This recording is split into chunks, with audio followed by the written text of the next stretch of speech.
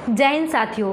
तो आज की क्लास में हम लोग डिस्कस करने वाले हैं कि जो 5 किंगडम क्लासिफिकेशन आर.एस. व्हिटेकर ने दिया था, इसमें किस किंगडम में सेल वॉल पाई जाती हैं और किस किंगडम के मेंबर्स में जो है सेल वॉल नहीं पाई जाती हैं, यानी कि किस में प्रेजेंट होती हैं और किस में अब्सेंट होती हैं।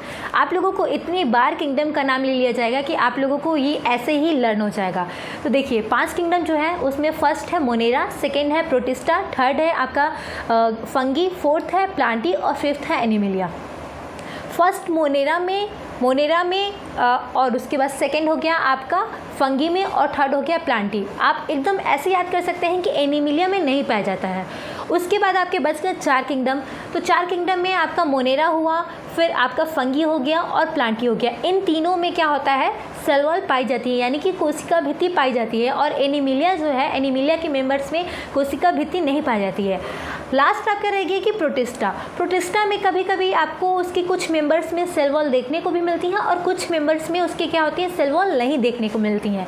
यानी कि प्रोटिस्टा एक ऐसा किंगडम है जिसमें कभी कभी आपको सेल वॉल देखने को मिलेंगी और कभी कभी सेल वॉल नहीं देखने को मिलेंगी। और एनिमिलिया में सेल वॉल पाई ही नहीं जाती हैं। उसके बाद आपका 3 किंगडम बच गया, यानी कि मोनेरा, फंगी हो गया और साथ में प्लांटी हो गया। इसमें क्या होती है, कोशिका भित्ति देखने को मिलती हैं।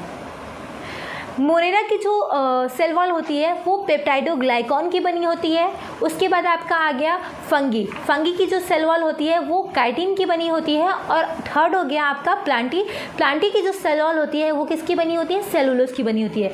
तो आपसे क्वेश्चन पूछ सकता है कि मोनेरा की सेल वॉल किसकी बनी होती है, तो आप बताएंगे कि मोनेरा की जो सेल वॉल होती है वो पेप्टाइडोग्लाइकॉन की बनी होती है।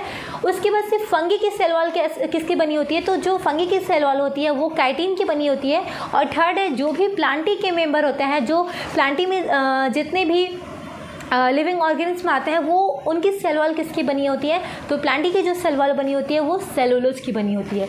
तो आज के लिए इतना ही। नेक्स्ट क्लास में नेक्स्ट टॉपिक के साथ मिलते हैं। Thank you so much.